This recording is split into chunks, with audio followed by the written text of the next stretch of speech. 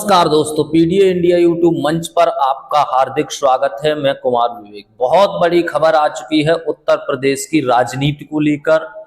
और समाजवादी पार्टी हो, भारतीय जनता पार्टी हो, रालोद हो, और एक नई पार्टी है आजाद समाज पार्टी हो, या फिर जो है मायावती की पार्टी हो, इन तमाम पार्टियों को लेकर अभी से उत्तर प्रदेश में सुगबुगाहट तेज चल रही है।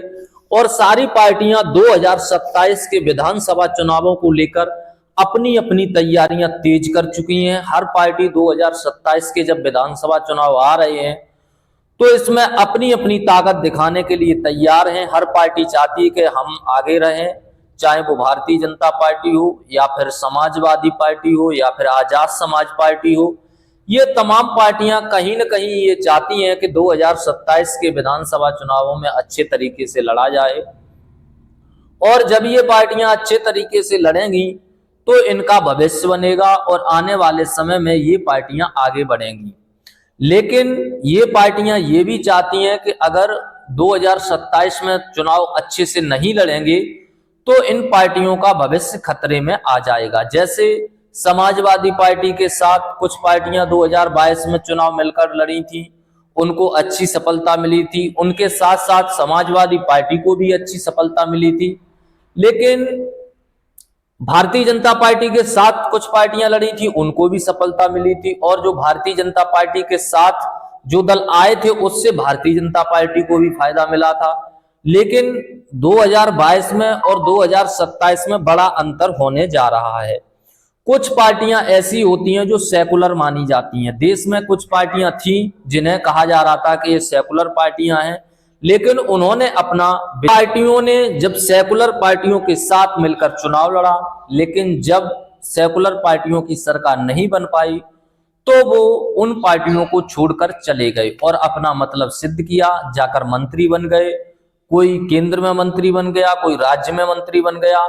तो तमाम सेकुलर पार्टियां और जो अंबेडकरवादी पार्टियां हैं वो अपना जो धर्म है और जो अपनी उनकी राजनीतिक विरासत है उसको छोड़कर सिर्फ मंत्री पद के लिए वो दूसरी पार्टियों में चले गए।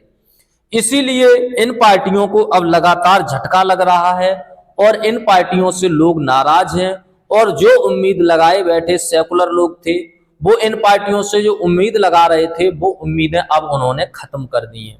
चाहे वो कोई भी पार्टी हो, हर पार्टी अपना मतलब सिद्ध करती है। चाहे समाजवादी पार्टी हो या फिर भारतीय जनता पार्टी हो, हर पार्टी सिर्फ अपने को आगे ले जाने का कार्य कर रही है।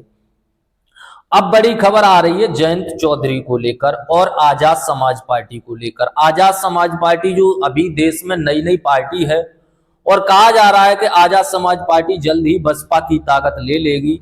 यानी जितनी ताकत देश में बसपा के पास थी उतनी ताकत जल्द ही आजाद समाज पार्टी के पास आ जाएगी, क्योंकि मायावती उस तरीके से अभी जो है प्रयास नहीं कर रही है। हालांकि 2027 के विधानसभा चुनावों में कुछ दिख रही है कि वो कुछ अच्छा करेंगी, लेकिन अब लोग आजाद समाज पार्टी के साथ जुड़ चुके हैं।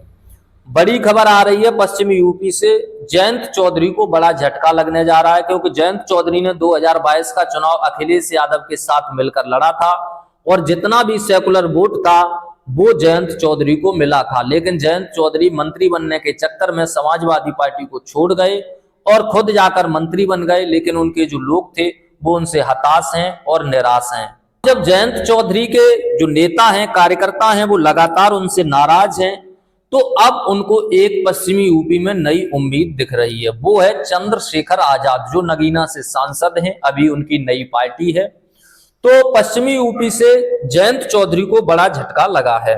आजाद समाज पार्टी काशीराम के माननीय राष्ट्रीय अध्यक्ष, भीम आर्मी चीफ एवं नगीना सांसद भाई चंद्रशेखर आजाद जी के संघर्ष, विचारधारा और नेतृत्व से प्रेरित होकर कल सहारनपुर के रालोद के पूर्व जिलाध्यक्ष भाई राव केसर सलीम जी ने अपने सैकड़ों जिम्मेदार साथियों के साथ दिल्ली में नॉर्थ एवेन्यू सरकारी आवास पर चंद्रशेखर आजाद जी से भेंट कर पार्टी की सदस्यता ग्रहण कर ली है। इस अवसर पर पार्टी के ननौता चेयरमैन अफजाल खान और गंगो विधानसभा के पृथ्वीराज सिंह, यानी तमाम इन लोगों की मौजूदगी में जो ये नेताजी हैं रालोद के, राव केसर सलीम ने आजाद समाज पार्टी की सदस्यता ले ली है और उन्होंने कहा है कि आजाद समाज पार्टी को मजबूत करेंगे।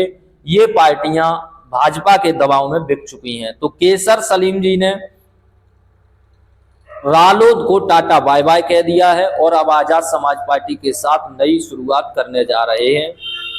तो पश्चिमी यूपी में जयंत चौधरी को बहुत बड़ा झटका लग चुका है।